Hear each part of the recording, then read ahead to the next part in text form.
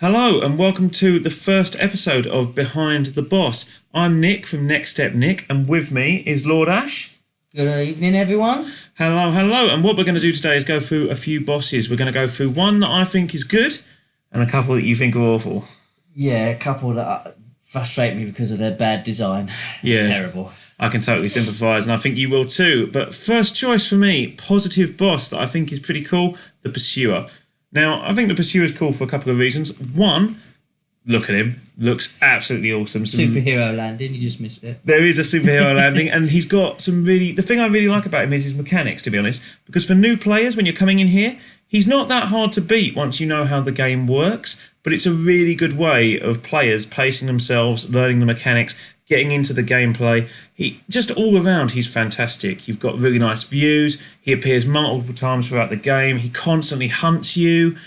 It's just such an awesome boss fight, and it happens quite... I know there's an official boss fight per se, which is this one you're seeing here, but he appears so many times, and every time it's fun. Well, also, as you say, it's good for new players, but it's also good for seasoned players who are playing with new players who like to trick them into not knowing when the Pursuer's showing up. Like you did for me when we first played the game in co-op, and you told me, just climb up the ladder. There's an Estus shard up there. Yeah, the first time you meet him is you climb up a ladder, and there's a couple of different items up there, and it just looks like a basic area, and you sort of think it does. Yeah, you think a couple of the corpses are going to come to life, but you don't think he's going to drop, and then you hear like a dropped from above by an eagle, which is one of the coolest things. And this clip here kind of highlights why I like him as well, is because as the game progresses, he evolves a bit. He gets new attacks, like his curse attack. He keeps you on your toes. He encourages you to learn new mechanics, and like I say, with new players, it teaches you that you can't just rush in and fight everything, because until him, I think I'm safe in saying you could just spam R1 and wail through most of the things in the first sort of areas. I think so. I know Skull of the First Sin kind of changed that, the special edition, because it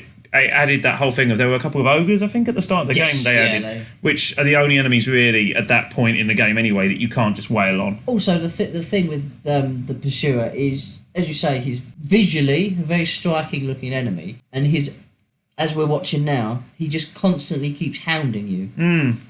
He lives up to his name. One thing I'd relate it to is obviously the Nemesis in Resident Evil 3. Yeah. Where he will just randomly show up in a place you're not expecting. As we just saw where you descended down a ladder, and that's where he kept popping up for me, and I refused to go back down the ladder because I struggled a lot to beat him the first time. Yeah, I can understand that, because I think until you realise, like, for example, this dodge here, when you learn that you can just dodge to the right, really, really easy. I mean, this fight here, I actually went back to get the footage, and he didn't hit me at all. I say that as he wallops me in a different clip, but he didn't hit me at all with that attack because I knew what to expect. Yeah. But as a new player, I did not know you just dodge to one side. No. Same with this sword attack, really easy to dodge when you know it's telegraphed, but until you learn the range, it's going to get you. And it's just really cool. It's also a great fight for basically showing you how the environment works. So like in that environment we just saw, you can interact with the ballistas. There's a lot of stuff you can do, and it's just really cool. You fight him in different areas. He fights you in like this enclosed space here. He fights you in a larger area too. You have to learn how to fight in all different environments. He makes you keep mixing up your tactics. Yeah. Because he'll go from a large open area to a smaller enclosed area. Like this clip we're watching, one of the things you can do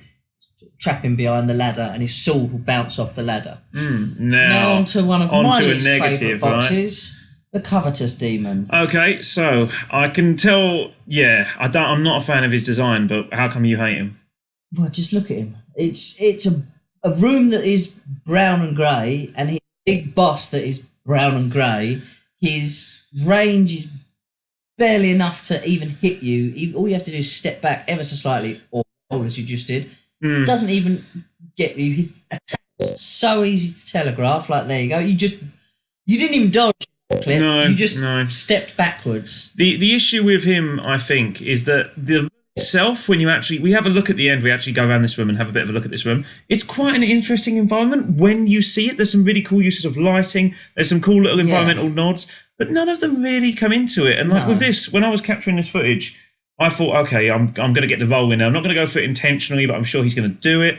And there's like a roll attack where he rolls along the ground. Yes, he rolls to the side if you get too close to him. But like you said, he doesn't even do it. He slams you, which is minimal range. Yeah. And there you go. You've already killed him in about 45 seconds. Yeah, and I think that's the thing as well, is like now we have a look around the room here, And there's some really cool little nods. Like when I first saw the staircase here, I thought when I first fought him, I assumed there was going to be chase you or something. That's what I thought. He'd chase you have to knock him off and then do a plunging attack. Yeah, I thought there would be a plunging attack. And like here, I love the use of the lighting and I love these pots. And you were telling me about the pots. I never knew. There's little undead in the pots. If you snipe them using an arrow, they fall down. The covetous demon will eat them and ignore you. But you don't need to do it because he's so easy to kill. Same thing with these pots here. I had to look at these afterwards. They're full of poison. And this area is full of poison. There's this whole poison mechanic here where they're encouraging you to avoid the poison. But I don't know why they're there because you never get close enough to do it. And likewise with the pots.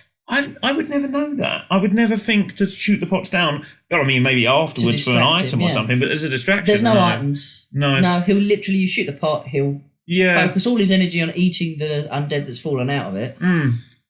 But you destroyed him in the span of, I'd say, about 45 seconds. Now, what we're watching now, the area after it is even more trickier, and the enemies are of a greater design. Like this enemy, I think it's the Mankins.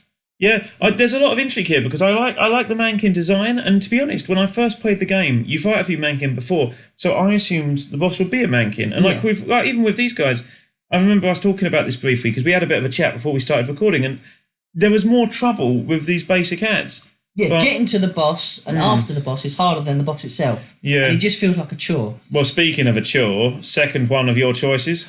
Yeah, second one is the gargoyle fight from Dark Souls 2. Because we're doing one positive, which is mine today, and then we've got two negatives that we both agree on. So, why do you think? For me, again, it's just another lazily designed boss. If you've played the first Dark Souls, one of the very first early boss fights is the gargoyle fight. And in that fight, you fight two gargoyles who are, I think, about 3 times the size of these ones. Yep. You fight on the rooftop that itself has a hazard because you can roll off and fall off. On this rooftop, I don't even think you can fall off. No, to be honest, I've never gotten to a stage where I can. And to be fair, I will do full disclosure here. Yeah, I summoned in this fight. I'm not ashamed of that. I'm not ashamed of that at all. You see a clip later on where they have literally got Glencore in a corner and they are just attacking him from all sides. And I literally, as soon as that happened, I thought, I was about to do that because I had no interest. No. I mean, I know they've got these cool... I like that fire attack, for example. I know they've got like a little lightning thing going on. But the thing we were saying is they blend into the roof. They blend into each other. There's not a lot It just looks visually unappealing. It's the Dark Souls curse that people know from 1 and also from 2 of copy-pasting. Yeah. Let's be honest. It's the copy-pasting thing. 1 was criticised a lot for the end of the game having a lot of copy-pasting. And the reason we picked 2 is it's the first game we played cooperatively. We had a lot of fun with this. I'd played Dark Souls and I was introducing you to it. This was the first one I played. Yeah, really. Together, and then we went back through and played 1. Yeah. Because 2 is quite good for an introduction, but when you see this again in 1 done better, it's done so much better. Yeah. In this game, especially in this edition, which you're playing the game on, Scholar of the First Sin. Yeah. They moved some of the reward items. Yeah. And the reward item for this boss fight after it in the original Dark Souls 2 game was, I think, a key to make the main area boss easier. Yeah. Well, they moved that to a place that you can easily get to. Yeah. So there's no real reward of going through this fight. Whereas in the first game, you fight on a much larger rooftop, bigger grand scale around, the scenery's a lot better. Even when you defeat the 2 gargoyles in the first game, you ascend a ladder, you ring the bell of awakening, and there's much more sort of sense of, I've done it here. Victory achieved, but even shaking the finger, no. Yeah, I did not. The thing about that fight is I know there's this whole thing about summoning other people. I have no shame in that with this because it's just tacky. But anyway, that's one of the bosses we loved from Dark Souls 2 and also 2 of the bosses we hated. Please, if you did enjoy this, don't forget to like, share and subscribe. It really does help out, and head over to the site at nextstepnick.com and stay tuned because next week, same time, same place, Arkham Asylum, where it all began. Because if we're looking at a new Batman game, we're going to look at the first. So thank you and goodbye. Goodbye.